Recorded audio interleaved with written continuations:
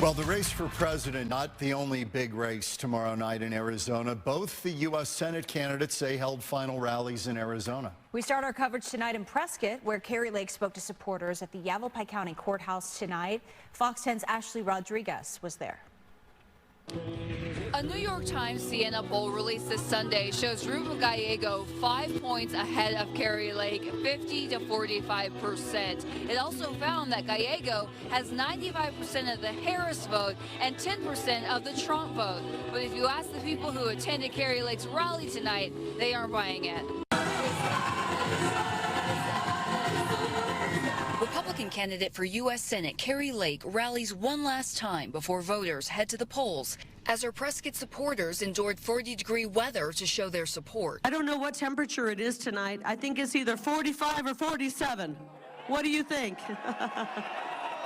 She stood on the steps of the Yavapai County Courthouse, asking the crowd of mainly early voters to call their friends and family, especially those in Maricopa County, to get out and vote Tuesday. We are going to win and make it too big to reg. But that may not be the case. Ruben Gallego has been ahead of Lake in the polls since April. But recently, 2 polls showed Lake's odds improving. I just think there's a shift because all these polls are pretty close, even for Trump and Harris. And I just think that, it's going to be a close race. While former President Donald Trump has maintained popularity in Arizona, Lake has struggled to attract independents, while a number of McCain Republicans find her MAGA-style too divisive. Well, I think sometimes people just have to understand that you got to get over things.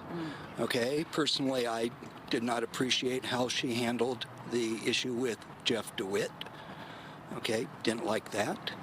But you got to get over it, and you got to vote for the true conservative. And Gallego is not the answer. Lake reiterated her goals if elected to the Senate. On the border, My opponent has his family his family are cartel members. On the woke D.C. agenda, My opponent has voted to have our little precious babies, our children, be allowed to be brainwashed and physically mutilated. And on law and order. My opponent co-sponsored the legislation, the George Floyd legislation, to defund our police nationwide. And I voted Democratic most of my life, except when Donald Trump started running, and I've realized what this other party's all about. I have a good faith that a lot of people that didn't sign up to vote yet will be turning out tomorrow. Do you think that she can win? Of course. Of course.